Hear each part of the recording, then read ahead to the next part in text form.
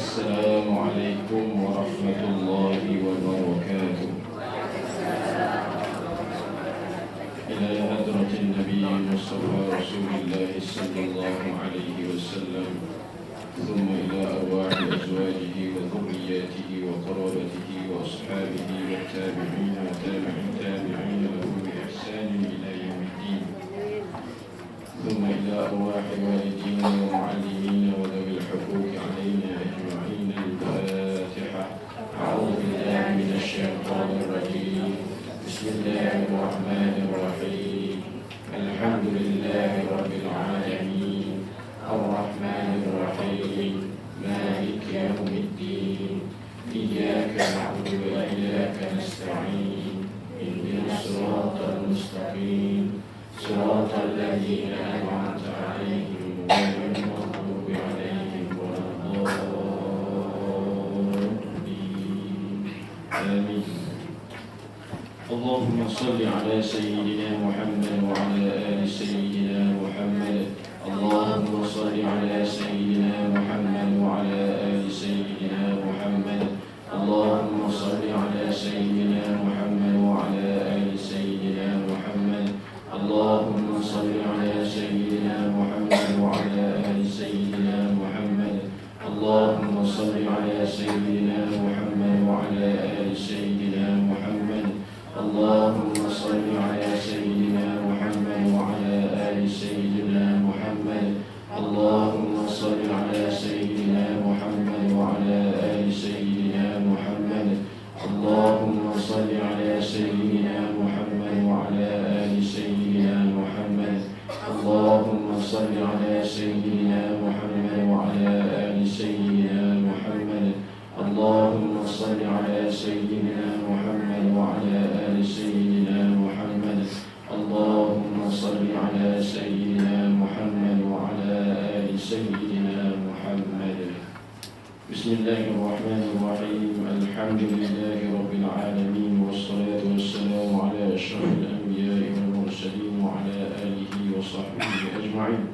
اللهم صل وسلم على سيدنا محمد في الأولين، وصل وسلم على سيدنا محمد في الآخرين، وصل وسلم على سيدنا محمد في النبيين، وصل وسلم على سيدنا محمد في المرسلين، وصل وسلم على سيدنا محمد في الملأ الأعلى إلى يوم الدين، وصل وسلم على سيدنا محمد حتى ترث الأرض ومن عليها وأنت خير الوارثين.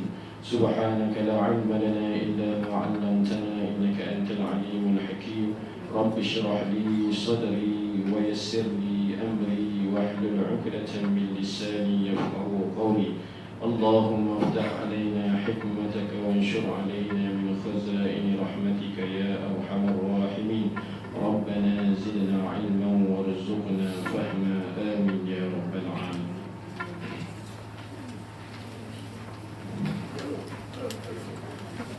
بسم الله الرحمن الرحيم. الحمد لله رب العالمين، وبه نستعين على أمور الدنيا والدين، والصلاة والسلام على أشرف الأنبياء والمرسلين وعلى آله وصحبه ومن تبعهم بإحسان إلى يوم الدين. بسم الله ما شاء الله، لا قوة إلا بالله ما شاء الله. كل نعمة من الله ما شاء الله. الخير كله بيد الله ما شاء الله. لا يصرف السوء إلا الله. أما بعد.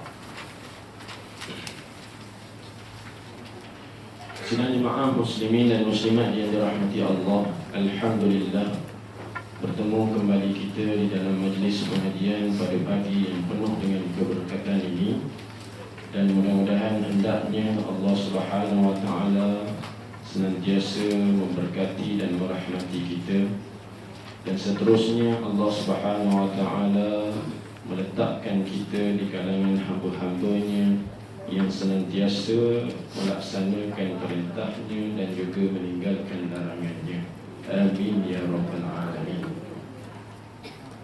Jadi kita sambung seterusnya pada muka surat yang kedua, ya, pada perenggan kenapa Allah Subhanahu Wa Taala menyambungkan manusia. Dan sebelum daripada itu, seperti mana yang saya nyatakan semalam, ya, setelah mana kita mengetahui tentang perihal orang-orang munafik itu, yang mana digambarkan oleh Allah Subhanahu Wa Taala sebagai tubuh yang tidak bernyawa, malah ianya merupakan gambaran bayang-bayang yang kosong tanpa pengetahuan, pandangan serta hatinya kosong daripada keimanan. Selanjutnya kita lihat, ya, akan tanda-tanda yang dapat orang lain mengenal, ya, sikap orang-orang munafik ini. Ya, tak ada dalam tu, cuma ini sebagai tambahan sebelum kita masuk pada perenggan kenapa Allah Subhanahu Wa Taala. Di dalam sebuah hadis riwayat Al-Imam Ahmad rahimahullahu taala daripada Abu Hurairah, ya, bahawa sesungguhnya Nabi SAW menyatakan bahawa sesungguhnya orang-orang munafik itu mempunyai alamah ataupun tanda-tanda yang dapat orang mengenalnya. Antara lainnya yang boleh saya nyatakan di sini, yang pertama sekali, mereka tak menghampiri masjid Allah Subhanahu Wa Taala kecuali datangnya dengan bercakap-cakap perkara yang jahat. Ini yang selain daripada mungkir janji, ya, lepas tu khianat terhadap amanah, menipu, ya, dan seterusnya. Bila berbalah itu dia berlebih-lebihan, ya, begitu yang disebutkan lagi di dalam Al-Quran, hatinya berbolak-balik. Bila menunaikan sembahyang ada nampak kemalasan di situ. Dan bila mengingati Allah, tidaklah mengingati Allah itu melainkan sedikit sahaja. Itu yang sudah pun dijelaskan oleh Al-Quran dan juga hadis Nabi SAW. Pun begitu, tidak berhenti setakat itu saja, malah banyaknya, ya, sifat-sifat munafik ini. Bahkan di dalam suatu kitab dinyatakan ada lebih kurang 40 ciri-ciri orang munafik, ya. Cuma yang kita sebutkan ni tak sampai pun 40, ya. Kalau kita sebutkan 40 tu, maka semua ada pada kita. Yang kita nak sebut hari ni pun besar kemungkinannya ada juga. Jadi kita minta berlindung lepas pada ni daripada Allah Subhanahu Wa Taala, agar tidak menjadikan diri kita ini di kalangan orang-orang yang munafik. Jadi yang pertama tadi kata Nabi sallallahu alaihi wasallam, mereka tak menghampiri rumah Allah Subhanahu Wa Taala itu melainkan datangnya dalam hal keadaan membawa percakapan yang jahat-jahat, ya. Bukan nak pergi ibadah, tapi maknanya di dalam masjid pun masih nak cerita lagi tentang keburukan-keburukan orang, ya. Masih lagi nak ceritakan tentang cacat cela orang ini dan sebagainya, dibandingkan dengan diri dia dan sebagainya. Patut-patutnya bila masuk rumah Allah Subhanahu Wa Taala ni tak ada cerita lain dah, melainkan tilawatul Quran, zikrullah, dan yang seterusnya dakwah ilallah. Sebab tu hak lidah itu ada 3, ya. Hak lidah yang Allah Subhanahu Wa Taala ciptakan ini hanya satu saja, maka ada 3 hak di situ yang perlu kita laksanakan. Yang pertama sekali tilawatul Quran, yang keduanya zikrullah, yang ketiganya dakwah ilallah, ya. Adapun yang lain daripada itu, tengok keadaan. Kalau perlu berkata-kata, ya silakan berkata-kata, tetapi jangan sampai merosakkan lidah itu dengan hal keadaan menceritakan tentang keburukan orang. Sebab itu Sayyidina Abu Bakar setiap hari akan meletakkan batu dalam mulut dia. Letak batu. Kita mana dia pernah letak batu dalam mulut kita? Bila letak, kawan kata gila tu apa dia? Letak batu pula. Orang lain mungkin orang kata tadi kemam coklat ke dan sebagainya, dikemam batu. Dan saat bila mana Sayyidina Abu Bakar letak batu dalam mulut dia, dia menyatakan bahawasanya dengan sebab engkaulah aku binasa dan dengan sebab engkau jugalah aku bahagia. Itu cara nak muhasabah lidah. Cara Sayyidina Abu Bakar. Cara kita, wallahu ta'ala alam lah macam mana. Kan? Gitu.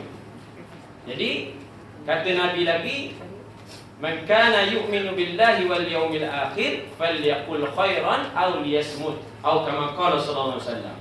Barang siapa yang declare diri dia beriman kepada Allah SWT dan juga hari akhirat, maka hendaklah dia berkata benda-benda yang baik.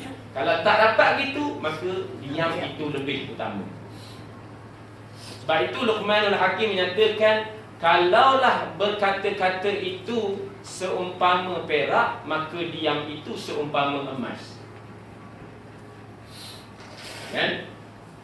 Kalau berkata-kata ni orang lihat untaian mutiara-mutiara hikmah itu, maka diam itu, kata Luqmanul Hakim, seumpama emas.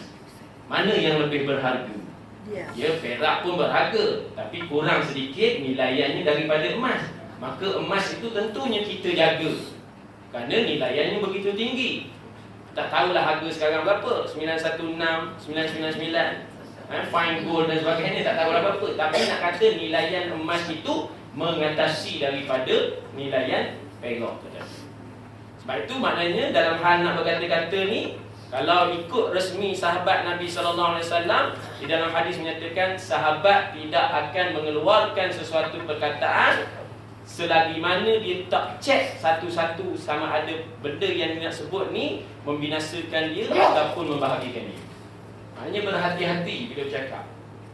Ya, kalau kita tak tahu sedok-bedok orang ni, jangan kita ada-adakan cerita.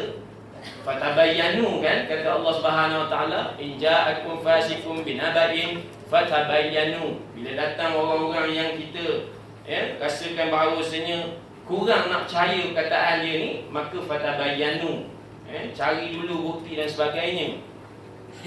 Antusibu qauman bijahalatin, takut-takut nanti kamu menjadi suatu kaum ataupun satu perkumpulan orang yang mengatakan kepada seorang dengan kejahilan.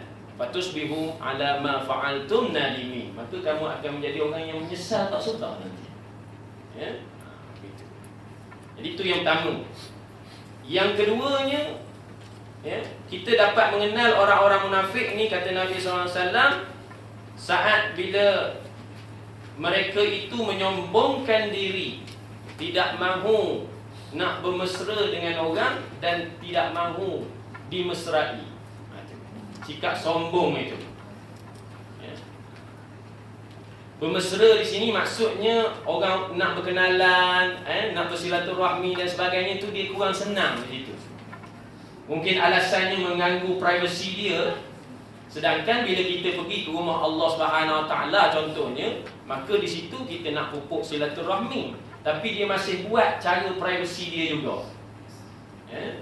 Cara dia, rentak dia, tak mahu nak menyapa orang. Bila orang menyapa dia orang kata tadi, menunjukkan sikap yang tak berapa manis di pandangan, merendah-rendahkan orang. Sebab itu antara orang yang dikenali sebagai orang yang ujub di dalam sesebuah majlis, dia merasakan diri itu hebat daripada orang lain. Dan saat bila mereka memberi pandangan dan sebagainya, mereka tidak akan berpuas hati selagi mana orang tak terima pandangan dia. Dan pada dia, orang lain kecil belaka, dia lah yang besar.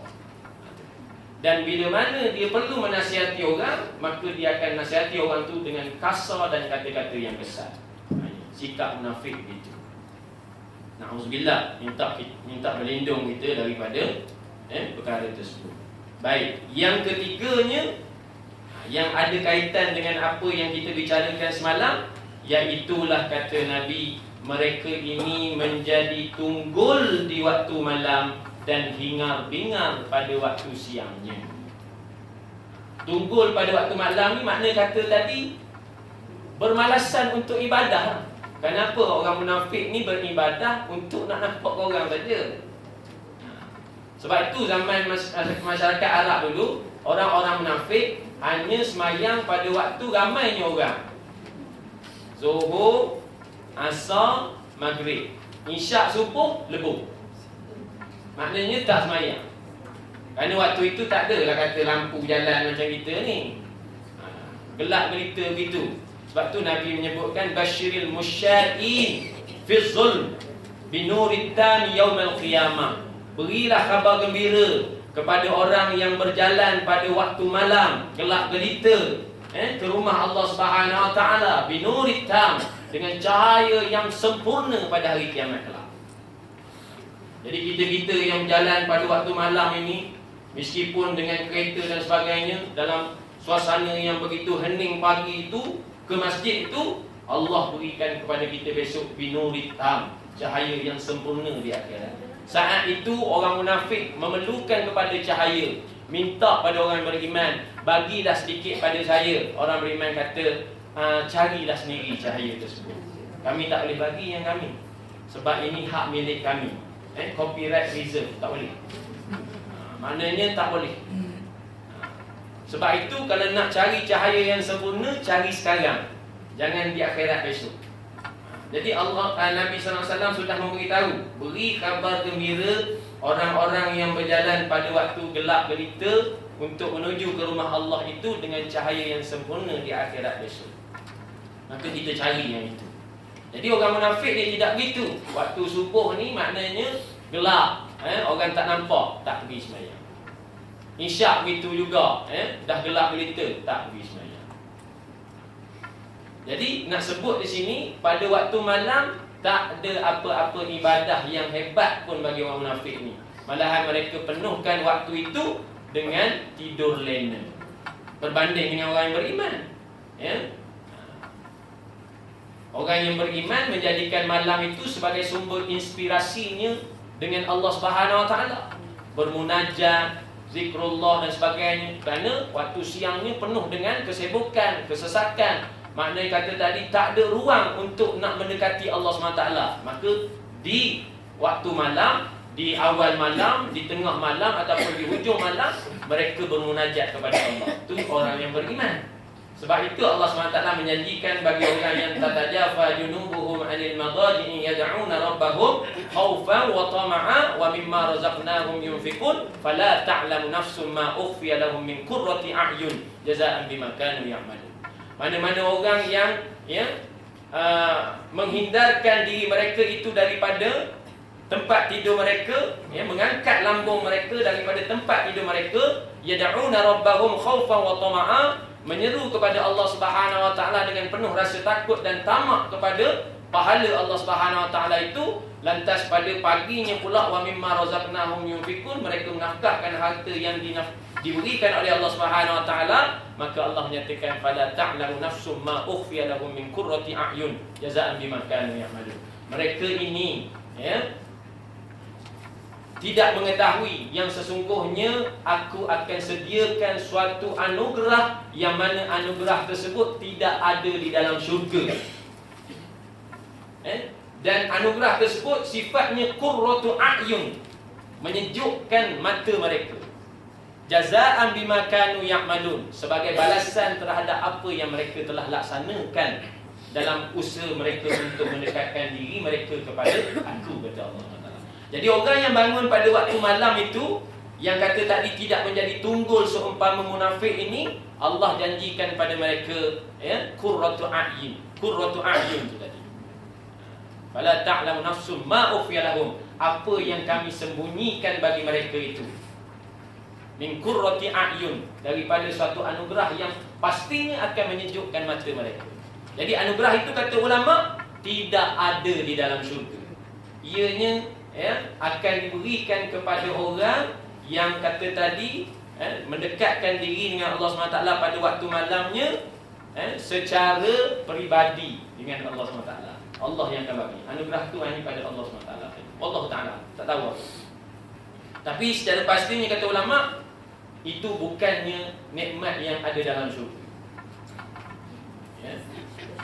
Jadi kalau sekiranya Allah Subhanahu Wa Taala disebutkan dalam Quran, kalau sekiranya Allah Subhanahu Wa Taala memberi salam saja, seumpama salamun qaulan min rabbir rahim, itu maka hilang ingatan mereka terhadap nikmat-nikmat syurga tersebut kerana besarnya salam daripada Allah SWT. Ya? Memang disebut dah, inna ashabal jannatil yawma fi syughulin fakihun hum wa azwajuhum fi zilalin 'alal ara'iki muttaqi'un lahum fiha faqiyatun wa lahum ma yad'un. Yang akhir sekali itu, salamun qaulan min rabbir rahim. Itu yang kemuncak. Jadi kalau yang dapat salam yang itu, maka hilang yang kata tadi wa faqihatun mimma yad'un dan sebagainya, itu hilang belaka. Kesebukan mereka menikmati nikmat-nikmat syurga tu hilang belaka kerana itu jauh lebih nikmat daripada hang itu. Maknanya salam itu. Sebab yang kita katakan semalam, salam tu apa? Sentosa, bahagia, mulia dan sebagainya. Jadi bila dapat salam daripada Allah SWT, maka tak ada nikmat lah. Tak ada nikmat yang kata tadi lebih daripada itu. Seumpama Abdullah bin Umar radhiyallahu anhu. Abdullah bin Umar ni seorang pemuda. Dia ada Abdullah bin Umar, Abdullah bin Mas'ud, Abdullah bin Abbas, Abdullah bin Rawahah. Ini lebih kurang 4 orang pemuda. Ada keistimewaan masing-masing. Saya sebutkan keistimewaan Abdullah bin Umar ini, tak lain tak bukan Allah Subhanahu Wa Taala berkirim salam kepada dia. Dalam sebuah hadis menyatakan, ni'mal abdu huwa Abdullah ibnu Umar. Senikmat-nikmat hamba itu adalah Abdullah bin Umar. Ditanya kenapa? Kerana malaikat membawa khabaran salam daripada Allah SWT kepadanya. Maka Rasulullah tambah sikit lagi, kalau sekiranya dia bangun pada waktu malam. Jadi setelah mendengar hadis tersebut, maka Abdullah bin Umar menjadikan diri dia ni rajin bangun waktu malam setiap masa dan ketika, tak pernah miss. Dikatakan bahawasanya dia bertahajud itu di awal-awal malam bertahajud, rasa ngantuk tidur, bila terjaga tanya pada khadam dia, dah subuh ke? Belum lagi tuan, tahajud lagi. Lepas tu tertidur balik, tanya lagi, dah subuh ke? Belum lagi tuan, tahajud lagi, sampailah kepada subuh. Ini nak sebutnya ciri-ciri orang yang beriman. Kalau kita dan Allah SWT berkirim salam pada kita, kita bangun lagi dok tahajud, rasanya dok lah. Pasal dah ada dah zon selesa, kita kata saya selesa dah. Pasal apa? Allah dah berkirim salam pada saya, baru nak tahajud lagi. Ini sahabat, walaupun sudah ada kata tadi Asyratul Mubasyirin bil Jannah, title, status tu 10 yang dijamin syurga, tapi tetap buat kerja agama, tetap bangun malam, tetap istighfar dan sebagainya. Itu beza. Sebab tu iman para sahabat itu kalau ditimbang dengan iman kita, maka beratlah iman para sahabat. Tak usah kata sahabat, timbang iman Sayyidina Umar, Sayyidina Abu Bakar saja, satu bahagian, timbang dengan seluruh iman makhluk Allah SWT dalam dunia, berat timbangan iman Sayyidina Abu Bakar. Tak usah kata dia, debu kuda dia pun berat lagi daripada iman yang kita ada. Debu kuda dia. Tapi bukanlah nak melemahkan kita. Benda ni sebagai satu rangsangan untuk kita tiru. Macam saya katakan semalam, tiru orang yang mulia ini, kerana ada kejayaan di situ, walaupun kita tak sama macam dia. Jadi ada rangsangan tu, kita nak buat jugalah, walaupun memang tak ada lah dapat nikmat abdu dan sebagainya, tapi secara pastinya orang yang bangun pada waktu malam itu bermunajat pada Allah SWT ada kemuliaan. Sebab itu dalam surah Isra tersebut, wa minal laili fatahajjal bihi nafilatan laka asa an yab'atsaka rabbuka maqaman mahmuda. Pada sebahagian malam itu bertahajudlah kamu sebagai amalan nawafil, amalan sunat yang nanti ada dalam tu, amalan sunat. Jadi amalan sunat itu supaya Allah SWT bangkitkan kamu nanti dengan kedudukan yang terpuji di sisi Allah SWT. Baik, kita tinggalkan tentang alamah orang-orang yang munafik itu 3 tu tadi. Maknanya yang last kali tadi dinyatakan menjadi tunggul pada waktu malam, tak ada apa-apa kerja ibadah pun, dan pada waktu siangnya dialah orang yang hingar-bingar mengatakan itu dan ini dan sebagainya. Maka orang begini, kata Allah Subhanahu Wa Taala di dalam surah As-Saff, ya ayyuhallazina amanu lima taquluna ma la taf'alun kabura maqtan 'indallahi an taqulu ma la taf'alun. Kita tak mahu jadi orang yang hanya berkata-kata, tapi bila pembikinannya tak ada langsung apa-apa. Kita nak jadi orang yang berkata-kata, lantas dalam pada masa sama kita bikin ataupun kita laksanakan apa yang kita kata. Janji mesti dikota, jangan janji tinggal janji. So bila janji tinggal janji, itulah munafik. Tapi kalau janji yang dikota, maka itulah namanya mukmin. Sebab itu adalah lebih baik berbuat baik tanpa meletakkan apa-apa janji. Kadang-kadang bila kita meletakkan apa janji kita tak mampu, itu yang bahaya. Jadi buatlah baik, kata ulama, walaupun tidak mengenakan apa-apa janji. Tetapi kalau sekiranya terpaksa untuk berjanji, maka jangan mengkhianati janji tersebut. Usahakan untuk kita memastikan janji itu terlaksana. Jangan hanya dikatakan saja bahawa sini akan begitu dan sebagainya. Sebab itu bila begitu, makanan mereka orang munafik ini adalah hasil daripada rompakan, harta keuntungan mereka tidak lain tak bukan daripada hasil tipuan. Beri janji, tabur janji. Tiba dah dapat dan sebagainya, maka tak ada apa-apa pun faedah yang didapati oleh orang yang sudah pun ditabur janji tersebut. Na'udzubillah. Baik. Kita sambung.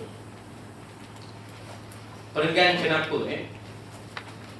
Kenapa Allah Subhanahu Wa Taala menyamakan manusia yang begitu hebat dengan kayu yang tersandar?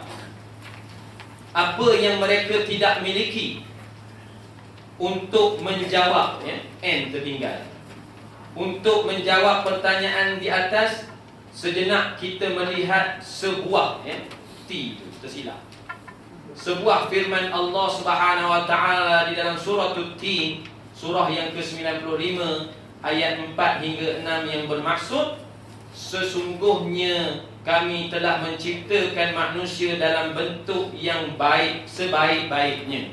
Laqad khalaqnal insana fi ahsani taqwim. Jadi dalam ayat ini Allah Subhanahu Wa Taala menegaskan bahawa manusia diciptakan dalam penciptaan yang paling sempurna. Kesempurnaan penciptaan manusia itu terdiri dari 3 aspek.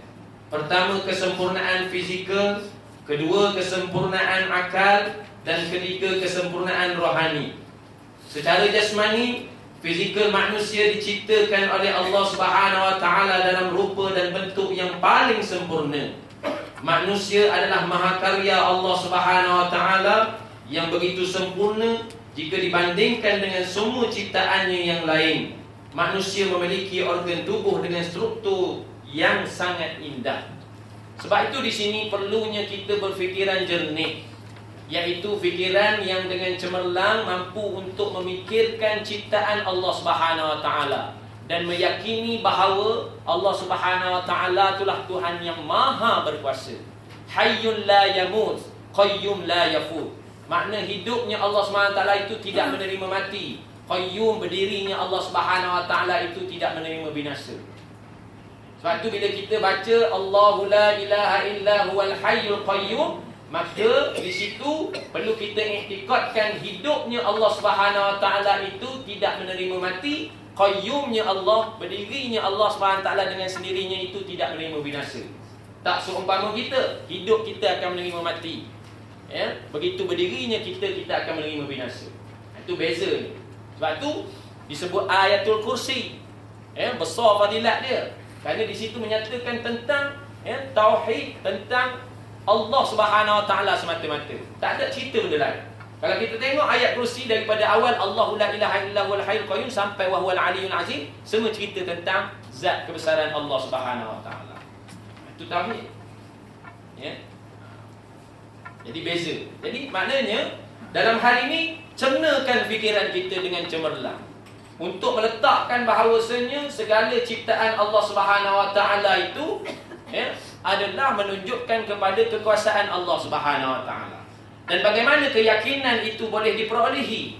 Maka keyakinan itu boleh diperolehi adalah dengan merenung melalui fikiran dan juga akal kita bahawa Dia yang menciptakan kita bermula daripada apa? Air mani.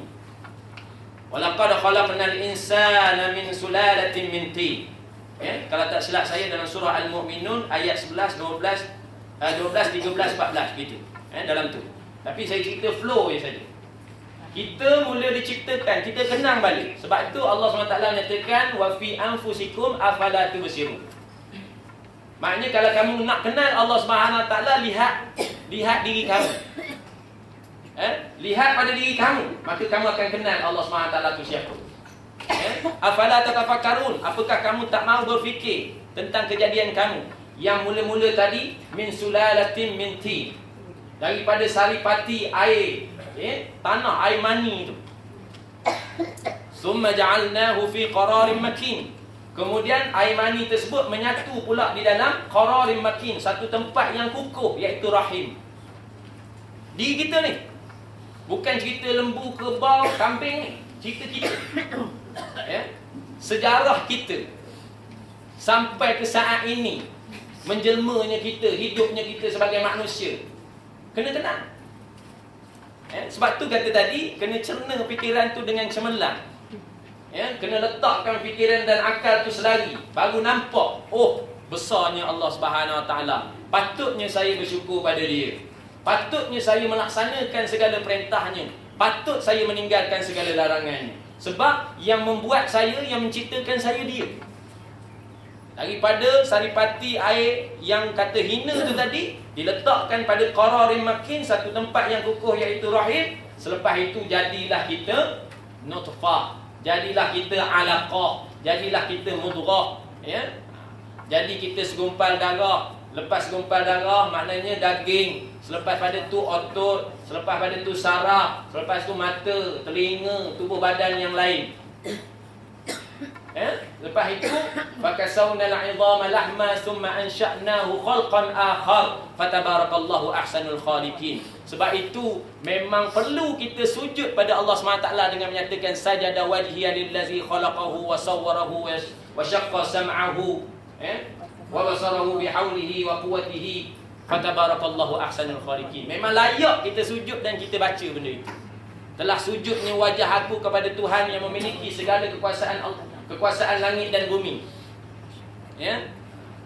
Sajada wajhiya lillazi khalaqahu wa sawwarahu wa syaqqa sam'ahu. Lepas tu fatabarakallah. Maknanya Tuhan yang kata tadi memiliki segala kekuasaan langit dan bumi, Tuhan itulah yang membelah telinga kita. Wa syaqqa sam'ahu wa basarahu, yang membelah telinga kita jadi telinga kita begini. Allah tak terbalikkan telinga kita lain daripada hak ini. Ada hikmahnya. Kalau Allah SWT ciptakan yang cuping telinga ni ke dalam, hak dalam tu keluar, buruk kejadiannya. Betul? Ni wasyaqqa ni maksudnya belah. Jadi bini. Tak jadi pula cuping telinga ke atas, yang di bawah takung air pula. Itu kata kena. Bertakung air masuk dalam telinga. Jadi kalau begini, air hujan turun tak masuk dalam telinga, kecuali kalau lebat sangatlah. Kan, contohnya begitu. Lepas itu wabasarahu, Allah SWT juga yang membelah mata kita. Jadi begini, dengan kelopak mata, alis mata dan sebagainya. Tak ada ini pun dah tak selesa dah. Tak ada ni, maaf saya, tak ada ni. Kalau orang yang terbakar, melecur sebagainya terbakar ni, tak boleh memandang. Sebab apa? Tak ada apa orang kata lapisan yang menapis pancaran cahaya matahari. Ni, kita punya apa ni? Bulu mata. Bulu mata ni. Terbakar yang ini, padan pakai spek mata hitam lah jawab. Pasal apa? Tak ada dah nak boleh tapis. Tak boleh nak angkat, silau yang terlalu. Ni. Begitu hidung kita Allah SWT jadikan begini. Lubangnya tak ke atas. Dia tak lemas kita. Ya. Cuba kenang balik. Jadi cantik. Kita ambil contoh tulang. Tulang ni, kalau ada doktor sini, kalau salah, tolong betulkan saya. Tapi saya ni cerita lebih kurang je. Tulang yang Allah SWT ciptakan tu ibarat seperti tiang rumah yang menjadi asas kepada binaan kita. Bagaimana kalau manusia tu tak ada tulang? Maka tak dapat, tidak, tu kata lembik. Maknanya seolah-olah manusia ni macam timbunan daging je. Daging semata. Tak boleh buat apa. Lembik je. Jadi badan manusia itu dirupa bentukkan. Maka perlu ada dia punya kalau rumah tu ada bin dia apa segala, mesti ada rangka dia. Tulang tu. Dan untuk nak menguatkan dia mesti ada tulang tu. Kalau tidak, maknanya kita macam timbunan daging saja. Itu baru tulang. Bagaimana pula dengan sendi? Baik, kita bayangkan, sekiranya tulang manusia ni yang besar-besar ni, maknanya kata tadi tak punya sendi dan semuanya bersampung semua, maka manusia dapat bangun tak daripada tempat duduk? Saya boleh bangun tak? Tak boleh. Sebab tu Allah SWT jadikan pula sendi. Allah jadikan ada satu pemisah, pemisah antara badan manusia dengan satu pemisahan yang halus, iaitu sendi. Sebab itu ada sedekah pada sendi-sendi yang 300 lebih tu. Subhanallah, walhamdulillah, wala ilaha illallah, wallahu akbar. Itu sedekah pada setiap sendi kita. Sebab tu kata guru saya, saat bila mana kamu sembahyang, maka saat berwirid tersebut, sedekahkan pahala itu kepada sendi-sendimu dengan menggunakan jarimu. Sedekahkan. Ni ruas ni semua nak kena sedekah lagi. Jadi caranya macam mana? Caranya subhanallah habis belah sini, alhamdulillah belah sini, Allahu akbar sini 10, sini 10, lepas tu kan sini 5, sini 5, sini 2, sini 2. Mana kata tadi, kalau kata yang subhanallah tu 3 sini habis sinilah. Alhamdulillah 3 habis sini. Jadi yang Allahu akbar tu kalau belah sini kan, yang ni pula nanti akan menuntut. Kenapa tak belah sini? Takkan aku ni gunakan untuk benda tu je. Faham tak kan? Takkan benda tu je. Jadi nak kena sedekahkan belaka. Buat macam mana? Sebab Allahu akbar tu 34. Jadi sini buat 10 dulu, sini buat 10 dulu, lepas tu sini buat 5, sini buat 5, sini buat apa ni 10, 20, lepas tu 5 ni 30, lepas tu yang 4 lagi tu sini 2, sini 2. Itu kata guru saya. Nak buatlah, kalau tak buat lah. Sebab maknanya kata tadi reason dia ada untuk sedekahkan benda itu kepada sendimu. Sendi ni pun kena sedekahkan juga. Macam tak betul je ustaz. Betul lah. Taklah kalau ada perasaan gitu kan. Tapi maknanya saya ambil benda ni pada guru saya, ada betul juga. Dan kalau waktu-waktu yang lain pula tak salah pula guna apa kata tasbih. Jadi perbagaikan. Kalau rasa tasbih kan nampak macam riak benar nampaknya, ambil pula tasbih digital kecil tu yang macam cincin tu, tutup, tak nampak dia pula. Ambil tu. Jadi dalam kereta nanti pakai tasbih kecil. Bila di bersendirian seorang-seorang tahajud malam pakai tasbih tu. Kalau kata tengah semayang tu pakai jari saja. Jadi semua kena belaka. Gitu. Jadi biar cerdik lah bab itu. Jadi benda ni bukanlah wajib, cuma nak kata tadi tu sedekah pada sendi. Dan memang Nabi SAW sebut, perlunya kamu menyedekahkan pahala kepada sendi-sendimu yang lebih kurang 300 berapa saya tak ingat. Ada. Jadi sebab tu ada dia punya nilaian 300 pagi, 300 petang. Sebab tu benda tu. Bukannya kita cerita-cerita kosong, tapi benda itu yang apa orang kata tadi mendasari apa yang sudah pun Nabi sebutkan tadi. Ala kulihannya cara bagaimana nak bertasbih itu terpulang. Tapi kena bagi. Jadi maknanya kalau tak ada sendi tu, kita ni ibarat tubuh badan kita macam besi. Nak makan tak boleh, tak ada. Macam mana kita nak kaut makanan, tak boleh. Kalau bengkang begitu saja tangan, tak boleh nak buat apa. Makan macam mana? Sapu begitu, tak boleh. Ni tak boleh nak gerak, besi belaka. Berat. Itu baru sendi. Otot macam mana pula? Otot ni dikatakan sebagai penggerak kepada tulang. Dan dia yang membaluti kita punya tulang ni. Dia membaluti. Ada yang tebal, ada yang nipis sesuai dengan keadaan otot tersebut. Itu ada bicep lah, tricep lah, apa macam-macam lagi lah. Hari ni kalau orang bina badan dia tahulah benda-benda tu. Tapi jangan tahu bab itu saja. Tapi dalam bab nak mengenang, ini adalah kebesaran Allah SWT pada dirimu yang sepatutnya kamu ketahui supaya kamu jauh lebih menghambakan diri kamu pada Allah SWT. Kalau tak buat begitu, maka binasa kamu nanti. Kerana tidak berganjaknya kaki anak Adam di padang mahsyar itu, melainkan ditanya wa an jismihi fi ma afna, iaitu tentang persoalan tubuh badan mereka, ke mana mereka binasakan.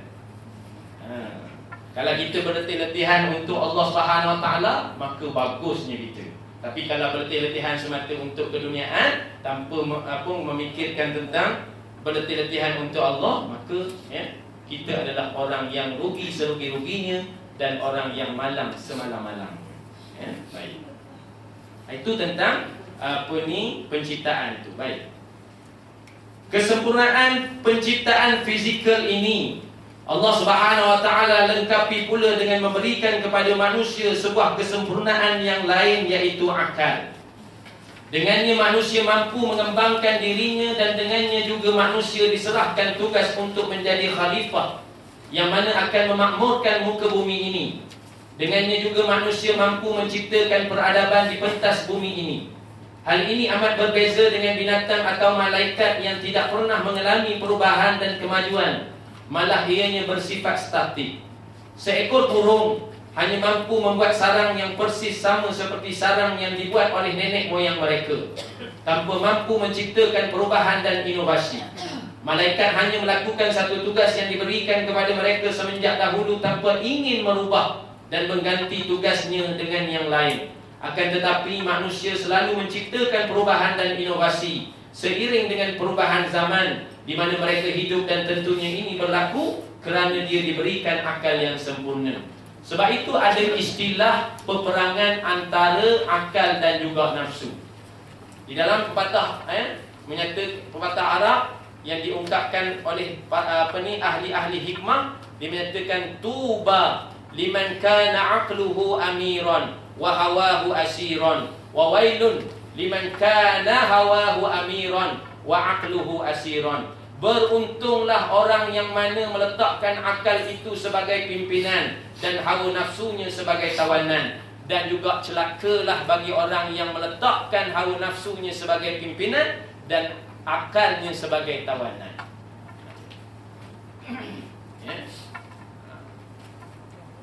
Dan seterusnya, bila begitu mungkin timbul persoalan kepada kita, bagaimana saya nak sempurnakan akal saya? Maka kata Nabi SAW, ikmalul aqli, sempurnakan akalmu, ataupun akal yang sempurna itu adalah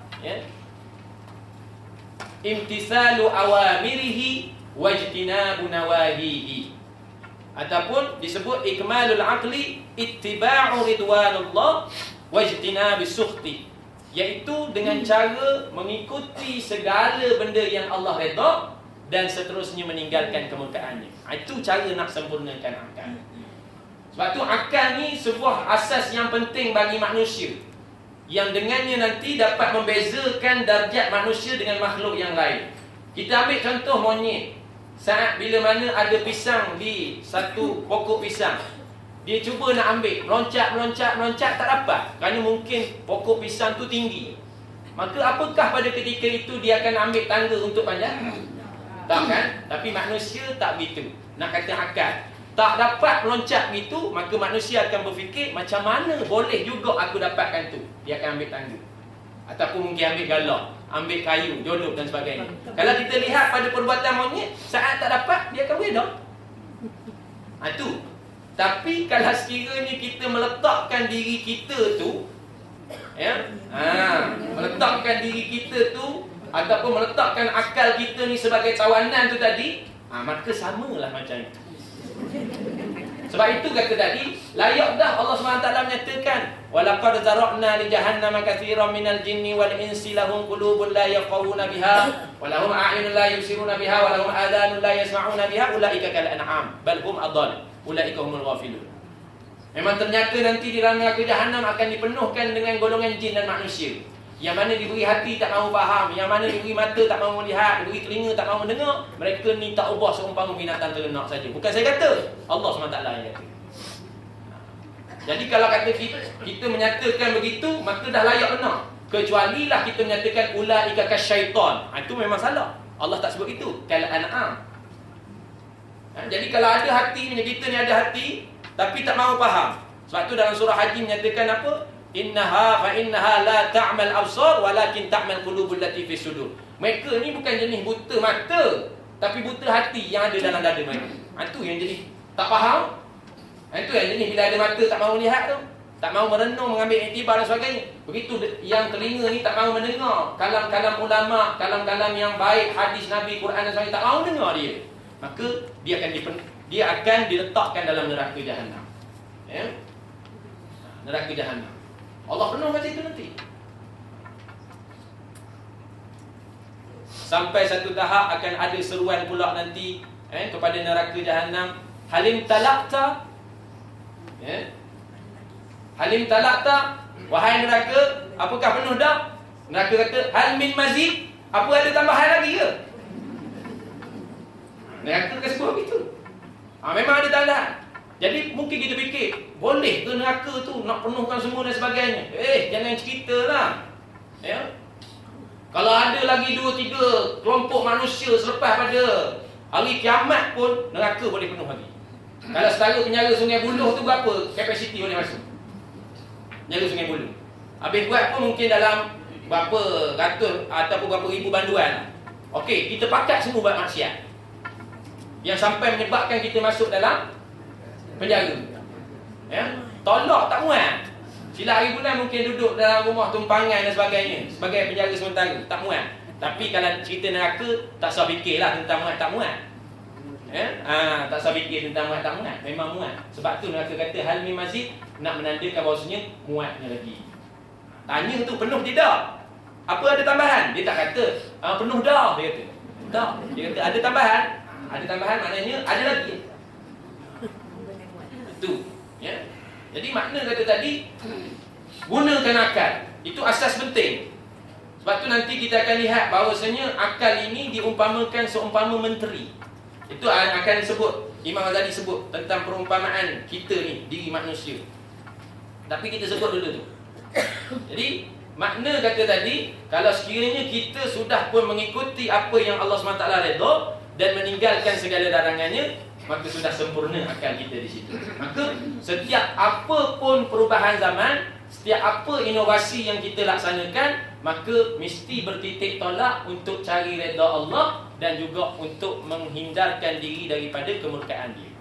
Jangan dibuat satu inovasi tersebut untuk nak kata tadi menghancurkan agama Allah, untuk menyebabkan jauh daripada Allah Subhanahu Wa Taala dan sebagainya. Maka itu yang menyebabkan akal kita tidak dikatakan sebagai akal yang sempurna. Ya, baik. Jadi akal yang sempurna ini tidak lain dan tidak bukan adalah pokok pangkalnya kepada sifat yang terpuji. Begitu juga akal yang sempurna ini adalah pendorong kepada tingkah laku yang terpuji dan juga terarah dengan adanya akal itu. Ya. Dan dengan petunjuk akal ini kita akan dapat membezakan baik dan buruk. Sebab itu antara syarat-syarat mukallaf itu, syarat-syarat orang yang ditaklifkan dengan dosa dan pahala, dia mesti berakal. Kalau dia tak berakal, macam anak-anak kita, cucu-cucu kita tu belum mukallaf lagi. Dia tak semayang pun tak dosa. Tapi kita ni yang dah tua ni tak semayang, dosa lah. Pasal dah berakal dah. Macam mana tak berakal, dah ada cucu, cicit dan sebagainya. Ni syarat mukallaf gitu. Ya. Tapi kalau sekarang ni masih tak berakal lagi, walaupun dah sekian banyaknya keturunan dan sebagainya, itu orang kata satu muskilah kubra, ataupun orang kata tadi itu muskil besar pada kita. Jadi itu kata tadi, jadikan akal kita yang sudah sempurna ini sebagai pokok pangkal kepada melaksanakan sifat terpuji. Begitu pendorong kepada tingkah laku yang terbaik dan juga terarah. Jangan lagi kita mengambil jalan-jalan yang tak betul dan sebagainya. Dan jadikan juga akal yang sempurna yang Allah SWT sudah letakkan pada diri kita ini untuk kita bezakan baik dan buruk. Dan juga dapat membawa kita ni kepada sesuatu yang lebih utama, iaitu akhirat. Akal yang sempurna tentunya dia akan memikir akhirat lebih utama daripada yang dunia. Tapi kalau dia masih mikir bahawa dunia tu lebih utama daripada akhirat, maka dia belum sempurna. Meskipun dia tu cendekiawan besar, profesor, emeritus dan sebagainya, tak. Minta maaf lah saya sebutkan begitu. Kalaulah pada ketika itu tukang kutip sampah meletakkan akal yang sempurna dengan mengatakan akhirat tu lebih utama pada saya, dan dunia itu orang kata tadi benda yang ditinggalkan, maka pengutip sampah tu jauh lebih mulia daripada seorang profesor yang tak menggunakan akal dengan cara yang betul. Minta maaf kalau ada profesor dalam ni, bukan saya nak kata dia. Tapi nak kata tadi nilaian akal yang sempurna itu dalam nak menggapai ridwan Allah gitu.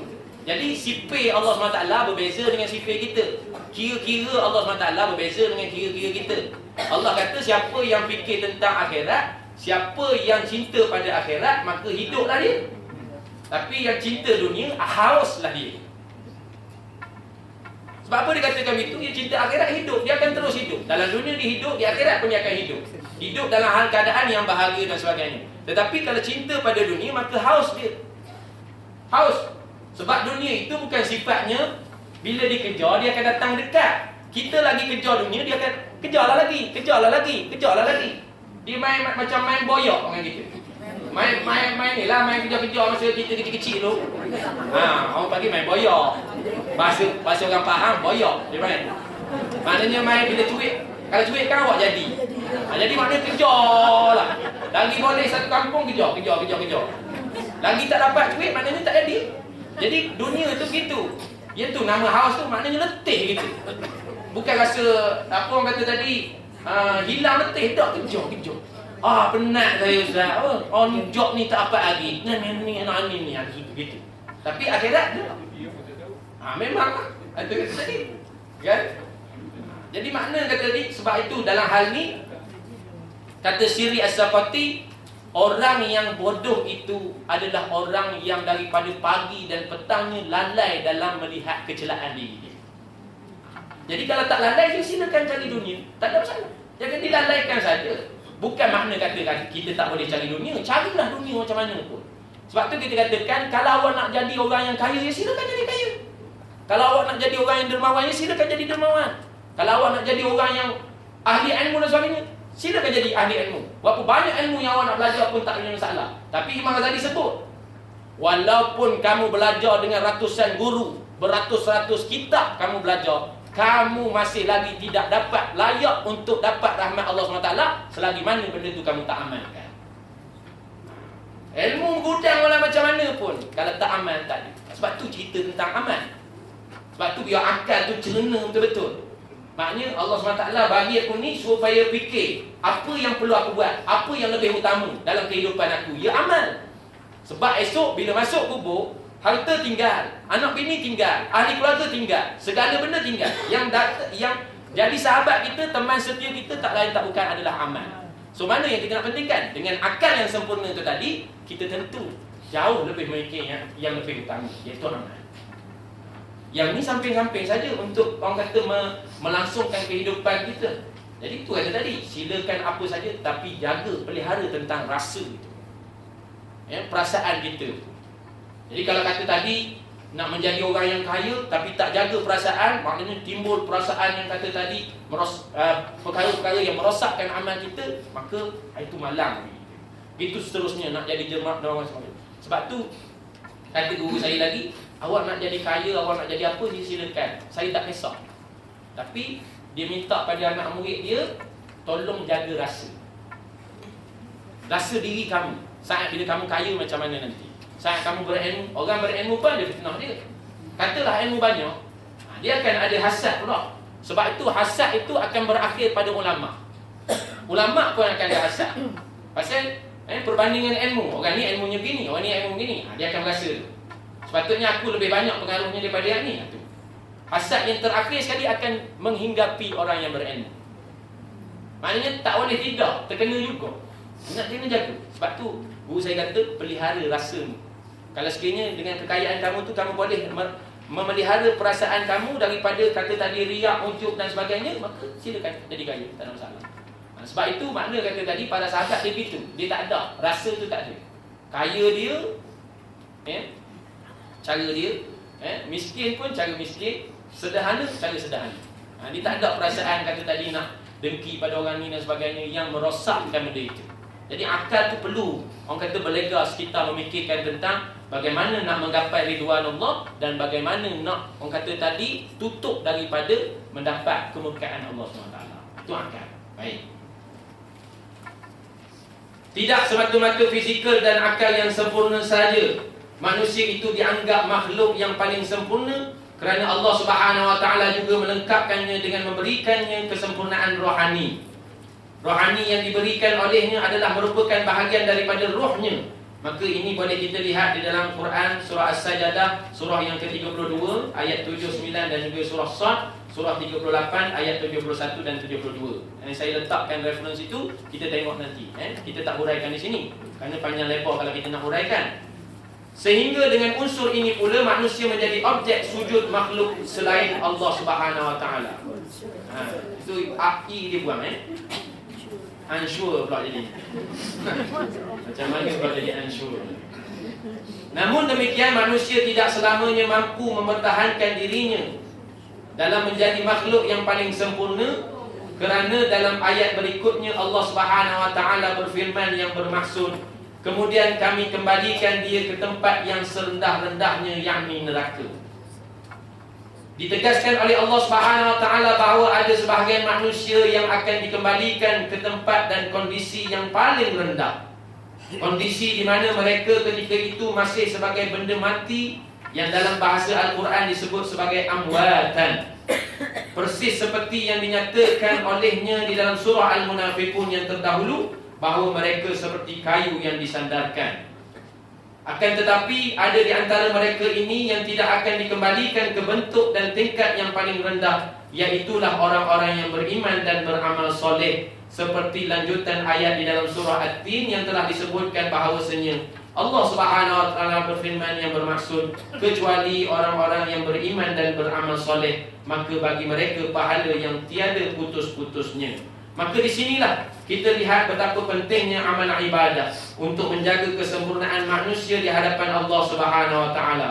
Fizikal yang gagah dan akal yang sempurna tidak menjamin kesempurnaan manusia itu terjaga. Ada faktor yang ketiga yang paling menentukan, iaitu kesihatan rohani manusia.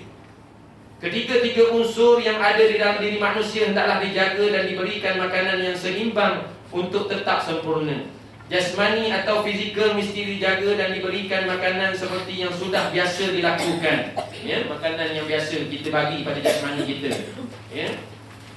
Akal pula mesti dipelihara dan diberi santapan yang berupa ilmu pengetahuan. Kena belajar ilmu untuk nak kata tadi menajamkan akal itu melalui proses pembelajaran secara terus menerus. Bukan makna kata tadi ada had dia. Saya belajar ni sekitar umur 60 je, lepas pada tu pencen nak belajar. Tak boleh. Belajar daripada Mahdi ilal Lahdi. Sampai yang lahat, sampai mati belajar. Dah mati tak belajar dah lah. Jadi yang kita belajar tu pula nanti akan mengajar pula. Maksudnya begitu. Akan menjadi syafaat pada kita. Apa yang kita belajar. Kalau selama ni kita belajar Quran, kita melazimi Al-Quran, maka Quran itulah yang akan menjadi syafaat kita. Begitu jugalah majlis-majlis ilmu. Semua tu akan menjadi bukti pada diri kita. Orang kata membentengi diri kita nanti daripada dicelakakan oleh Allah Subhanahu Wa Taala dan sebagainya. Dengan ertian mesti ada keikhlasan dalam belajar. Bukan kata tadi untuk menunjuk-nunjuk. Sebab tu niat kita belajar, walaupun kata tadi kuliah Ramadan ke ataupun selepas pada ni, niatkan yang pertama sekali untuk ikut sunnah Nabi. Yang keduanya, niatkan untuk saya runtuhkan nafsu amarah bisuk saya, nafsu yang jahat. Yang ketiganya, untuk saya perbaiki diri saya. Jangan niat hak lain daripada itu. Kerana dengan niat itulah insya-Allah Allah SWT akan buka kefahaman pada kita. Tapi kalau niatnya datang tadi, yang sunnah Nabi itu satu hal dah. Namun nak meruntuhkan nafsu amarah besok tu lah, dia nak tengok mana hak lebih hebat dia antara kawan dia. Dia sudut belajar tadi. Kalau persaingan tu bagus tak apa, tapi ni mungkin ada orang kata tadi datangnya tu, maksudnya hari ni saya nak tengok ustaz cerita tentang apa. Minta-minta dia ceritakan tentang suatu benda tu biar kena pada orang ada dah. Dia ada perasaan itu. Maka hak ni habis. Allah tutup terus hijab ilmu tu. Akal takkan jadi sempurna. Malah orang kata mana-mana pun dia datang, dia akan cari salah orang. Sebab tu ilmu tu boleh ada dikatakan riwayah, boleh ada dikatakan hikayah. Mana kata tadi, orang yang datang dengan niatnya nak cuci diri, lepas pada tu ikut sunnah Nabi dan seterusnya nak meruntuhkan hawa nafsu dia dengan belajar ilmu supaya dia dapat kenal apa-apa yang Allah larang, apa yang Allah SWT perintah, maka dia akan dapat ilmu yang dikatakan ilmu riwayah. dia boleh riwayatkan ilmu tersebut. Maknanya kata keluar daripada kelas ini, maka dia boleh sampaikan ilmu itu kepada orang. Tetapi kalau niatnya sebalik daripada yang tadi, dia akan mendapat ilmu hikayah. Maknanya cerita je lah. Yang dia dapat tu hak bak lawak-lawak ustaz tu je. Tapi yang ilmu betul ni tak ada. Bila ditanya pada orang, kuliah Ramadan pagi tadi cerita, oh ustaz tu memang lawak gila dia tu. Saya masuk betul. Contoh gitu. Dia lawak aja. Dah apa intinya? Inti tu saya tak ingat-ingat, tapi saya ingat ada lawak dia. Alhamdulillah misalnya, itu hikayat. Penceritaan saja. Ya, hikayat orang panggil. Jadi kita tak mahu itu. Jadi akal kita kena bagi makanan dia, iaitu ilmu pengetahuan. Baik. Rohani juga mesti dipelihara dan diberikan gizinya yang seimbang dengan rupa amal ibadah agar ianya sentiasa sihat dan berada dekat dengan Allah. Sebab tadi rohani itu adalah daripada Allah Subhanahu Wa Taala. Jadi makanan roh tu tentunya benda yang Allah Subhanahu Wa Taala sudah persiapkan. Apa makanan roh? Tak boleh makanan roh pergi masuk apa nasi kerabu. Tak boleh. Makanan roh tak boleh. Hari ni orang panggil apa? Rice to Wednesday, nasi kerabu. Aduh, rice to Wednesday, nasi kerabu. Yalah kerabu, rice to Wednesday. Nasi kerabu. Saya kata tadi tak bagus bahasa Inggeris pun. Bila tanya kalau kata istilah begitu, orang Inggeris pun akan sebut nasi kerabu. Dia tak kata rice kerabu. Benda tu dah formal begitu, nasi kerabu. Oh nasi kerabu, dia kata gitu aja. Ini betul rice to Wednesday. Kata, main terjemah harfiah betul. Itu yang ni hikayah, jangan ambil. Ini jangan ambil. Ini cerita aja. Tak nak bagi ngantuk, kan? Tak boleh sampai pukul 10 ni ngantuk. Sejam lebih ngaji memang ngantuk. Tapi kalau sejam lebih buat kerja lain memang tak ngantuk. Rasa sekejap aja. Tapi kalau duduk dalam majlis ilmu, itulah jadi orang yang siapa duduk dalam majlis ilmu ni Allah kafarah dosa, Allah sebut dia fa huwa fi sabilillah, Allah jamin rezeki dia. Tapi nak boleh semua tu dapat dia kena sabar. Jadi nak ganak orang kata tadi nak segarkan balik, maka sikit sebanyak benda tu. Jadi saya sebut ni makna jadi roh kita tak boleh bagi makanan. Kata kita bagi pada fizikal. Fizikal makanan dia. Yang akal makanan dia. Roh makanan roh. Itu tadi amal ibadah. Zikrullah, tilawah, qiyamul lail, lepas tu berdoa, waktu sahur dan sebagainya. Duduk majlis-majlis orang yang soleh dan sebagainya. Itu. Dan apabila ketiga-tiga unsur ini dijaga dan diberikan makanannya yang seimbang, maka kesempurnaan manusia akan tetap terjaga. Namun apabila salah satu daripadanya sakit akibat tidak diberikan makanan yang seimbang, maka kesempurnaan manusia itu akan menjadi pudar atau ternodai. Wallahu ta'ala alam. Ya. Tamat bahagian yang mukadimah ni. Jadi dengan masa yang ada ni, kita sambung terus pada bab yang menjadi inti perbahasan kita, iaitu tentang amalan-amalan yang dijamin syurga. Jadi pada bab ini saya akan syarahkan mana yang perlu saja. Saya akan skip mana yang tak perlu saya syarahkan. Mungkin ada di situ yang perlu saya syarahkan, ada yang tak perlu saya syarahkan, bagi untuk menjimatkan masa kita. Kerana kalau kata kita tak sempat untuk menghabiskan ni, maka besok harinya kita dah boleh berpindah kepada bab yang terakhir, iaitu khatimah. Baik. Ini suatu bab pada menyatakan tentang amalan-amalan yang dijamin syurga.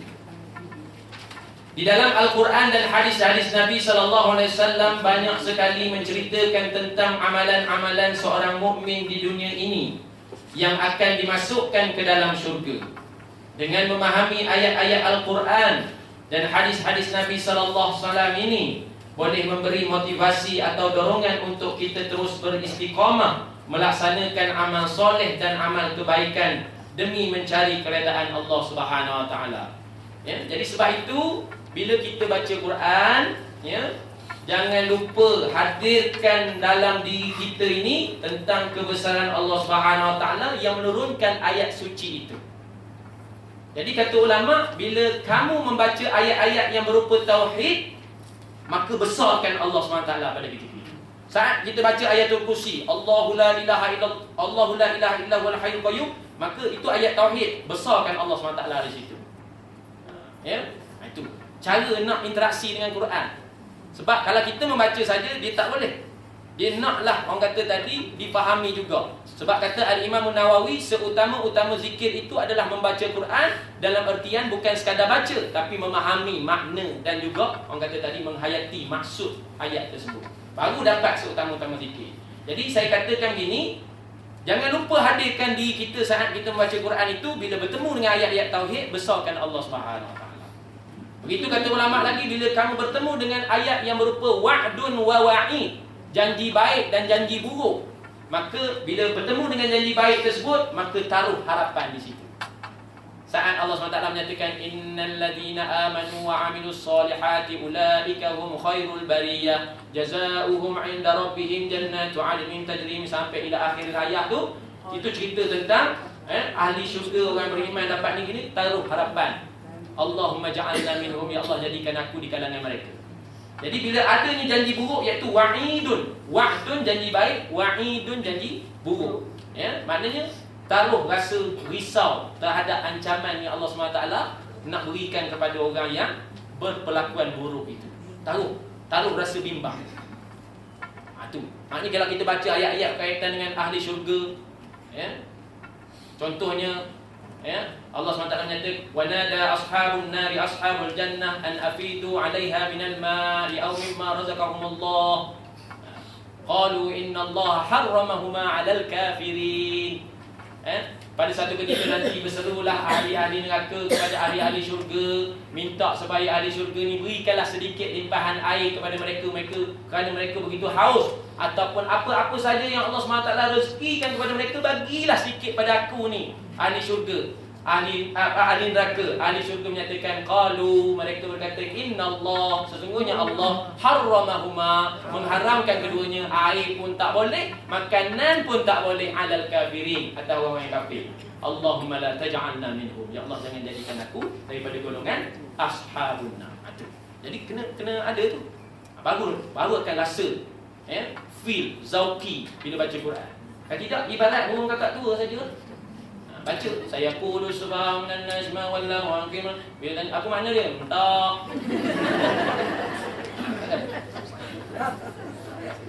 Tak apa muka tanya tu, tanya Al-Fatihah je. Alhamdulillahirabbil alamin, apa makna dia? Dah berpuluh tahun dah baca dalam sembahyang, tak tahu juga. Dah macam mana? Jadi bukan kata sini, ini dekat Uganda, tahu. Sini okey laku. Ni kat tempat lain. Sini okey laku. Saya tahu sini maknanya kelas tadabbur semua ada. Jadi begitu. Jadi tadabbur kita tu saya bagi tip gitu lah. So maknanya tadabbur ni kalau kena ayat tauhid, besarkan Allah. Kalau kena ayat janji baik, taruh rasa harap. Kalau kena ayat tu kita baca janji buruk, maka taruh rasa bimbang. Dan yang ketiganya, bila kita baca ayat yang berkenaan dengan amru bil ma'ruf wan nahyu anil munkar, maka yang amru tu kita rasa bersyukur kerana Allah letakkan kita dalam hal mentaati perintahnya.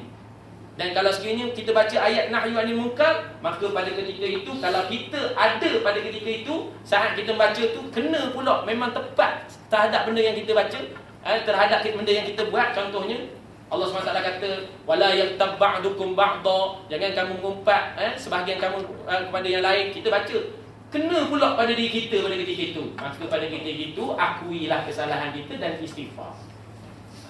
Kadang-kadang kita baca tu kena pada diri kita, bukan pada orang. Kan? Macam ayat-ayat larangan tu lah. Jangan kamu mencela golongan lelaki, jangan mencela golongan lelaki yang lain. Takut-takut golongan yang dicela itu baik. Begitu juga perempuan, golongan perempuan, jangan mencela golongan perempuan yang lain. Takut-takut golongan perempuan yang dicela itu baik. Begitu jangan minta keaiban orang, ya?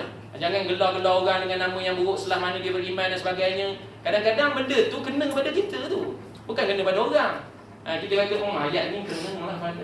Kena pada siapa? Kena pada awak. Awak yang baca kena pada awak lah. Begitu. Kita yang baca, patutnya kita kena rasa segala benda yang Allah SWT sebutkan ni adalah mengena kepada diri aku. Begitu. Barulah nampak keberkatan ni baca Quran tu. Kalau tidak, tak nampak. Ada pun orang yang bahagia, mereka dipermudah untuk mengamalkan amalan-amalan orang bahagia. Manakala orang-orang yang celaka, mereka dimudahkan untuk beramal dengan amalan-amalan orang yang celaka. Itu kita lihat Quran surah Al-Lail, bukan surah 2 ni. Silap saya ni. Kita tengok balik surah berapa? 9, 10. Saya tersilap tayar. Surah 2 bukan surah Al-Lail. Ayat yang menyatakan fa amma man a'ta wattaqa wa saddaqa bil husna fasanuyassiruhu lil yusra wa amma ya 92. Saya tertinggal 9 dah tu. 92 ya. Surah 2 surah Al-Baqarah. 92.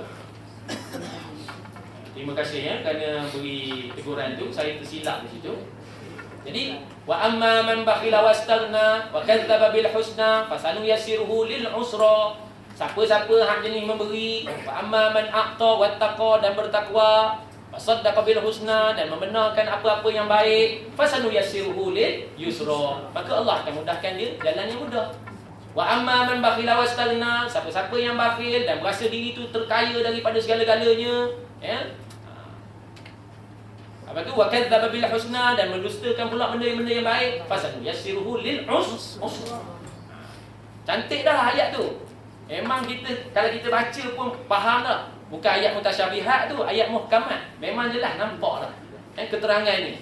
Tinggal lagi kita nak letak diri kita kat mana. Sebab tu dikatakan tadi, orang yang bahagia akan dimudahkan untuk mengamalkan amalan-amalan bahagia. Dan orang yang celaka akan dimudahkan untuk mengamalkan amalan orang yang celaka. Ya, gitu. Jadi, terdapat beberapa amal soleh dan kebaikan penduduk syurga yang boleh dilaksanakan ketika kita masih dalam dunia. Iaitu yang pertama, semuanya sekitar lebih kurang 15 yang sempat saya catatkan lah. Sebenarnya banyak lagi. Tapi untuk nak memenuhi tuntutan kuliah itu, mungkin sekadar itu. Kalau kata tak sempat semua pun, maknanya benda tu boleh baca. Jadi kita akan terus pada khatimah nanti. Tapi saya bacakan jugalah untuk kata tadi keberkatan. Ya. Baik, yang pertama sekali bertakwa kepada Allah. Menurut syarak, takwa bererti menjaga dan memelihara diri dari seksa dan murka Allah Subhanahu Wa Taala dengan melaksanakan segala yang diperintahkannya, taat kepadanya dan menjauhi larangannya serta menjauhi perbuatan maksiat itu sendiri. Sayyidina Umar Ibn Khattab radhiyallahu anhu pernah bertanya kepada seorang sahabat yang lain yang bernama Ubay bin Ka'ab radhiyallahu anhu tentang makna takwa. Lalu Ubay bin Ka'ab radhiyallahu anhu bertanya kepada Sayyidina Umar radhiyallahu anhu, adakah engkau pernah melalui satu jalan yang penuh dengan duri? Jawab Sayyidina Umar, ya. Tanya Ubay lagi, apakah yang kamu lakukan untuk melalui jalan tersebut? Jawab Sayyidina Umar radhiyallahu anhu, aku akan melangkah dengan waspada dan berhati-hati. Kurang satu dengan tu. Balas Ubay radhiyallahu anhu, itulah yang dikatakan takwa. Maka kalau diambil daripada pendapat sahabat Nabi sallallahu alaihi wasallam yang bernama Ubay bin Ka'ab ini, takwa itu memberi maksud waspada dan berhati-hati. Dalam hal ini juga Allah Subhanahu Wa Taala berfirman yang bermaksud, sesungguhnya bagi orang-orang yang bertakwa disediakan syurga-syurga yang penuh kenikmatan di sisi Rabb, yakni dalam suratul Qalam ayat surah 67 ayat 34. Ya. 68 ya. 67 surah Al-Mulk 68. Ya, betul kan? Kalau boleh tengok juga ya. Saya kadang-kadang saya tersilap gitu. Tengok juga nombor surah dia kalau tersilap. Baik, yang pertama sekali takwa. Jadi mudah yang kata tadi cerita sekitar perbualan Sayyidina Umar dan juga Sayyidina Ubay bin Ka'ab tentang takwa tadi. Itu mudah faham. Maknanya takwa ni waspada dan berhati-hati. Begitu Sayyidina Ali karamallahu menyatakan dalam memaknakan takwa itu apa? Sayyidina Ali kata takwa pada yang boleh aku maknakan ada 4. Yang pertama sekali takut pada Allah. Itu Sayyidina Ali. Yang ni cerita Sayyidina Umar tadi. Tapi fahamlah kita. Semuanya berlegar benda yang sama. Ya, Sayyidina Ali kata takwa itu al-khawfu bil jalil. Takut dengan kekuasaan Allah SWT. Yang kedua, wal amalu bit tanzil. Beramal dengan Al-Quran itu. Yang ketiga, war ridha bil qalil. Ya, berpuas hati terhadap kecukupan yang Allah SWT beri. Itu takwa. Dan yang keempat, wal isti'dadu ila yaumir rahim. Ataupun membuat perbekalan bagi tujuan hari keberangkatan kelak, iaitu kematian. Jadi bila ada tu maknanya waspada, berhati-hati. Waspada kita daripada mengingkari Allah, waspada kita daripada mengingkari Al-Quran, kitabnya, waspada kita daripada tidak bersyukur, waspada kita daripada miskin perbekalan untuk hari akhirat. Waspadalah. Jadi amalan yang dijamin syurga yang pertama sekali adalah bertakwa kepada Allah Subhanahu Wa Taala. Baik. Ya. Seterusnya, yang kedua, beriman dan beramal dengan ikhlas serta sesuai dengan yang diajarkan oleh Rasulullah sallallahu alaihi wasallam. Saya bacakan dulu. Firman Allah Subhanahu Wa Taala di dalam suratul Baqarah, surah yang kedua ayat 25, yang bermaksud, dan sampaikanlah berita gembira kepada mereka yang beriman dan beramal soleh, bahawa bagi mereka disediakan syurga-syurga yang mengalir sungai-sungai di bawahnya. Setiap mereka diberikan rezeki buah-buahan di dalam syurga itu. Mereka mengatakan, inilah yang pernah diberikan kepada kami dahulunya. Mereka diberikan buah-buahan yang serupa, dan untuk mereka di dalamnya ada isteri-isteri yang suci, dan mereka kekal di dalamnya. Daripada Abu Hurairah radhiyallahu anhu bahawa Rasulullah SAW telah bersabda yang bermaksud, setiap umatku akan masuk ke dalam syurga kecuali yang enggan. Para sahabat bertanya, siapakah yang enggan itu wahai Rasulullah? Baginda SAW menjawab, siapa yang taat kepadaku nescaya dia masuk syurga, dan siapa yang bermaksiat yakni melanggar kepadaku, maka sesungguhnya dialah orang yang enggan itu. Jadi dalam hal ni, amalan yang kedua yang boleh yang dijamin masuk syurga ialah beriman dan beramal dengan ikhlas. Apa makna ikhlas? Ikhlas ni simple maknanya, saya katakan begini, membuat sesuatu hanya tujuannya untuk capai redha Allah. Dia ada 3 elemen ikhlas tu. Pertama, buat sesuatu hanya untuk capai redha Allah.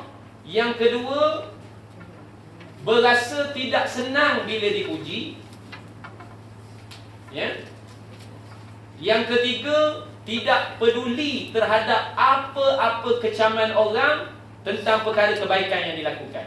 Hari ni bukan kata benda jahat je orang kecam, benda baik pun orang kecam. Jadi dia tak peduli. Apalah nak buat ni cukuplah yang ada pun sudahlah, ni nak tambah-tambah pula lagi, contoh kata begitu kan. Malah benda tu baik. Jadi kalau betul-betul ikhlas, itu hakikatnya kata Al-Imam Al-Ghazali dalam kitab Ayyuhal Walad. Hakikat ikhlas itu ialah bahawasanya engkau melaksanakan sesuatu itu hanya tujuan untuk capai redha Allah, dan engkau tentunya tidak berasa senang saat dipuji, dan engkau tidak peduli terhadap kecaman orang terhadap perkara-perkara yang engkau laksanakan. Itu ikhlas. Dan bagaimana pula yang dikatakan sesuai dengan ajaran Rasulullah SAW itu? Maka itulah yang disebut di dalam surah Tabarakah tu, surah Al-Mulk. Liyabluwakum ayyukum ahsanu amala. Jadi ahsanu amala itu kata Sufyan As-Sauri rahimahullahu taala adalah terkandung di dalamnya 2 perkara. Sebelum dikatakan ahsanu amala, maka kita kena tengok dulu apakah 2 perkara ni ada ataupun tidak. Kalau ada 2 perkara ni, maka baru dikatakan ahsanu amala. Satunya iaitulah melaksanakan segala yang diperintahkan oleh Allah. Yang keduanya, segala perintah Allah SWT itu mesti selari dengan apa yang ditunjuk ajar oleh Nabi SAW. Baru dikira ahsanu amala. Kalau kita semayang ikut sedap kita je, cara Nabi semayang gini, kita buat cara kita, maka tak dikira ahsanu amala. Meskipun laksanakan tugas semayang. Sebab tu semayang mesti ikut cara Nabi. Puasa kena ikut cara Nabi. Haji kena ikut cara Nabi. Zakat ikut cara Nabi. Kehidupan kena ikut cara Nabi. Maka kalau seluruhnya ikut cara Nabi, baru ada kejayaan, baru ada dikira sebagai ahsanu amala. Kalau tak ada. Habis itu semayang saya lompang lah Ustaz. Ya, memang lompang. Tak ada apa. Kosong. Sebab tu maknanya kena usahakan hari ni belajar. Kalau kata nama semayang kita tak betul lagi ikut cara Nabi, maka kena cari guru untuk belajar semayang cara Nabi. Kalau puasa kita hari ni maknanya tak ikut spek Nabi, maka kena buat ulang kaji. Sebab tu sebelum daripada Ramadan dulu, Syakban tu buat ulang kaji tentang puasa. Nabi buat apa gini, supaya kita dapat betul-betul cara Nabi berpuasa dan seterusnya. Jadi bukan mudah nak boleh kata masuk syurga. Nak kena kata tadi takwa yang pertama. Takwa tu pun bukan mudah. Kalau tak betul-betul kita laksanakan, maka kita takkan dapat takwa itu. Takwa ni memang tak boleh diwarisi. Bahkan perlu orang kata kepada latihan sendiri untuk dapatkan benda tu. Dan seterusnya yang kedua tadi, beriman dan beramal soleh dengan ikhlas. Tang itu yang susah, yang kata ikhlas tu. Buat amal mudah, tapi nak boleh datang ikhlas yang kata tadi untuk Allah. Lepas pada tu kata tadi tak perlu tak rasa senang dengan pujian. Kadang-kadang memang betul dah buat untuk Allah, tapi bila orang puji tu dia rasa sangkut pula situ. Hilang ikhlas dia tadi. Kalau dia tak sangkut situ, maknanya dia tak jadi khayal dengan itu. Terbawa-bawa je dalam kata kehidupan, dalam mimpi pun terbawa-bawa lagi puji orang. Tak ada. Jadi tak salah kalau orang bagi apa panggil mood check, apa benda? Outside. Orang kata dia ni tak ikhlas. Siapa kata? Adalah semangat-semangat kan bulan Ramadan ni cek besar tu lah, cek palsu tu. Yang tu lah palsu. Betul lah. Tapi maknanya kita tak boleh kata dia ni jenis tak ikhlas. Awak nilai orang tu dah salah dah. Mana nak tahu dia buat gitu dia memang ikhlas, dia tak ada berasa benda. Ada juga gitu. Jadi ikhlas ni tak boleh nak digambarkan dengan orang tu senyap, mana tak orang ini dia ikhlas. Tak juga. Kadang-kadang orang tu expose diri dia, bagi derma dan sebagainya. Tapi pada dia ikhlas. Kerana tak ada apa benda pun yang disimpan dalam hati dia. Jadi dia buat semata-mata kerana Allah SWT. Cuma ini nak kata tahadus bin nikmat saja. Untuk nak mengkhabarkan tentang nikmat, tak salah. Macam kita lah pergi masjid pakai pakaian yang cantik-cantik dan sebagainya. Bukan untuk takbur. Tapi Allah SWT kata, wa amma bi ni'mati rabbika fahadith. Nikmat Allah yang kamu dapat, maka sebarkan. Maknanya patutlah orang kata tadi kalau si kaya pergi ke masjid pakai dengan cara kaya dia. Maknanya pakailah baju yang cantik-cantik dan sebagainya. Imam Malik masuk Ramadan tempah baju harga berdina-dina. Imam Malik, orang tanya, wahai Imam, bukankah engkau seorang yang zuhud dan sebagainya? Apa salahnya? Aku nak menyambut Ramadan ni, bulan yang mulia. Nak bertemu dengan Allah mesti cantik-cantik. Gitu. Jadi tak ada takbur. Jadi takbur itu apa kata Rasulullah? Batarul haq wa ghamtun nas, iaitu menyembunyikan kebenaran dan menghina manusia. Kalau kita pakai baju yang cantik-cantik, bila orang tanya kita, cantik baju awak. Ni lah nak beritahu awak ni. Kalau tak ada dalam 400, baju ni tak sah cerita lah. Yang itu ghamtun nas.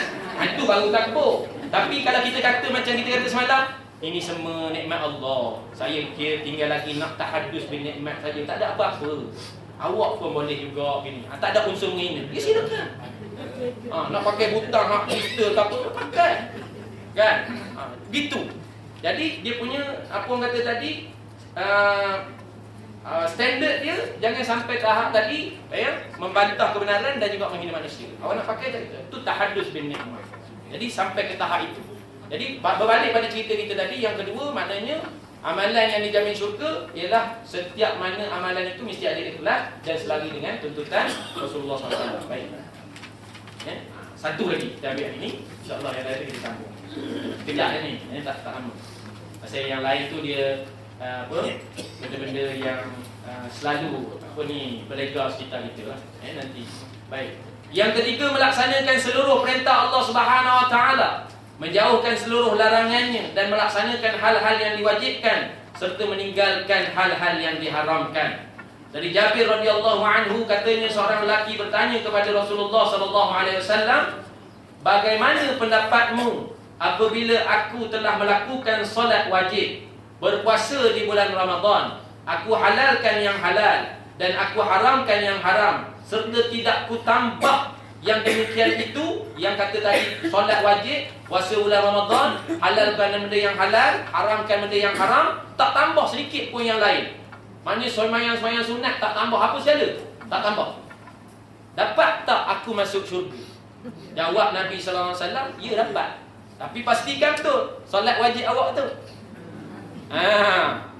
Kita jangan bermain-main dengan hadis ni secara zahir. Tapi yang ini tentu yang tanya ni memang solat dia solat dia A lah kita kata. Kita jangan main-main ini. Pasal solat kita tu khusyuk jauh sekali, hati-hati jauh sekali, tafahum bil qiraah, faham bacaan jauh sekali.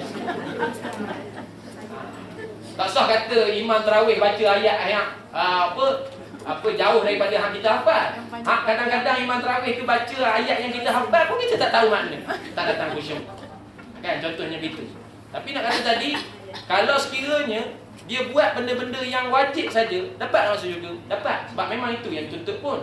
Pun begitu, hadis ni tak kontra sebenarnya. Datang satu hadis lagi yang mana Nabi SAW menyarankan untuk mempergiatkan amalan nawafil pula. Jadi kadar-kadarlah diri kita. Kalau sekiranya memang hak wajib tadi tu memang nampak macam ada something wrong je, jadi tambahlah dengan yang nawafil ni. Gaji-gajilah solat rawatib nanti dalam perkara yang ke-10 nanti ada berterusan dalam melaksanakan solat nafilah tu. Nanti kita akan jumpa. Yang 12 rakaat solat sunat sehari semalam tu ada. Dia punya amalan tu juga akan menjamin kita untuk masuk syurga Allah SWT. Tapi nak kata tadi, kalau bagi orang yang berasa bahawasanya solat dia bagus dan sebagainya, solat wajib dia dijaga, syarat sah, syarat wajib, rukunnya jaga, setiap pelaksanaan jaga, khusyuk dan sebagainya, maka syurga. Begitu puasanya jaga daripada benda yang membatalkan puasa, siang dia jaga, mata semua jaga, syurga. Begitu dia halalkan betul-betul benda yang halal dan juga diharamkan benda-benda yang haram dan sebagainya, syurga bagi dia. Jadi sejauh mana orang zaman kita ni dapat menjaga benda ni semua? Zaman sahabat tak pelik benda itu. Okey, zaman salafus soleh tak pelik benda itu. Tapi zaman kita yang tersebar bermacam-macam fitnah ini, cukup orang kata tadi memaksa kita untuk menambah amalan kita dengan amalan nafilah ataupun nawafil sebagai tampungan kepada kecacatan yang ada pada solat wajib. Sebab tu rajin-rajinkanlah diri untuk bersembahyang sunat, membuat benda-benda yang sunat supaya benda-benda itu nanti menjadi tampungan pada benda yang cacat di dalam perkara-perkara yang wajib. Wallahu ta'ala alam. Sampai situ dulu. Jadi yang keempat dan seterusnya nanti saya akan baca secara kilat lah pada hari besok. Bukanlah secara kilat tak syarah. Ada tempat yang saya syarah, ada tempat yang saya tak syarah. Sebab ada perkara-perkara yang penting yang saya akan syarah untuk pengetahuan kita. Dan seterusnya nanti kita akan masuk pada khatimah. Jadi para jemaah yang dirahmati Allah Subhanahu Wa Taala sekalian, sekadar itu dulu yang dapat saya kongsikan dengan para jemaah. Mudah-mudahan Allah SWT memberikan taufik dan hidayah pada diri saya dan seterusnya para jemaah yang hadir. Begitu juga yang tak kesempatan hadir, min masyarikil ardi ila magharibiha, daripada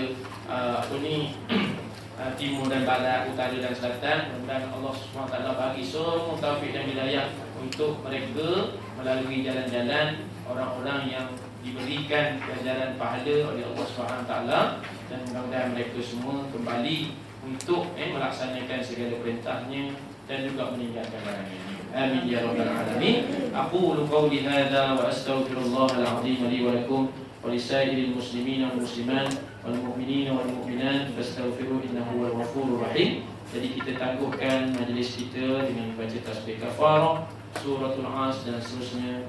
Berdoa mudah-mudahan majlis kita mendapat keberkatan insya-Allah Subhanahu wa taala.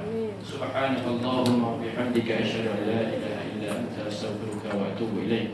Bismillahirrahmanirrahim. Al-'asri innal insana lafi khusr illa alladhina amanu wa 'amilus shalihat wa tawassaw bil haqq wa tawassaw bis sabr. Bismillahirrahmanirrahim. Alhamdulillahirabbil alamin. Wassalatu wassalamu ala asyrafil anbiya'i wal mursalin wa ala alihi wa sahbihi ajma'in. Sadaqallahul azim wa ballagha rasulun nabiyul karim. Hadha tanzilun min rabbil alamin. ربنا آمنا بما أنزلت واتبعنا الرسول فاكتبنا مع الشاهدين. اللهم ارزقنا فهم النبي وحفظ المرسلين وإلهام الملائكة المقربين يا فتاح يا عليم. افتح قلوبنا فتوح العارفين برحمتك يا أرحم الراحمين. اللهم افتح لنا قلوبنا في طلب العلم وارزقنا الإخلاص فيه والعمل به والنشر به حتى يأتينا اليقين. اللهم أعنا على القيام والصيام وغض البصر وحفظ اللسان في شهر رمضان. وصلى الله على سيدنا محمد وعلى آله وصحبه وسلم. سبحان ربك رب العزة عما يصفون وسلام على المرسلين والحمد لله رب العالمين. Kelebihan dan kekurangan mohon maaf. Assalamualaikum warahmatullahi wabarakatuh. Terima kasih Ustaz. Besok saya cuti. Di kampung. Di kampung? Balik mana nanti? Satu.